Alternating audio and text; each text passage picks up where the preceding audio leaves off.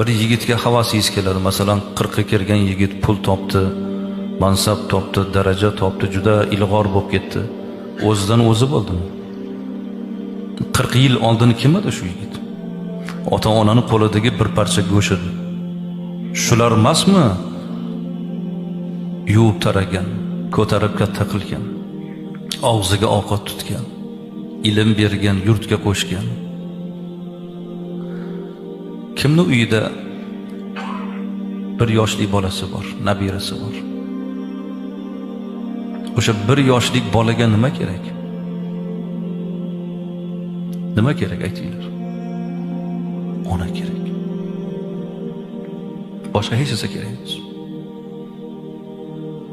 O'sha yuvib taraydigan ham shu ona, ko'ksidan emdiradigan ham shu ona, ko'tarib ovuntiradigan ham shu ona, qo'lidan ushlab yurishni o'rgatadigan ham shu ona. Ona kerak.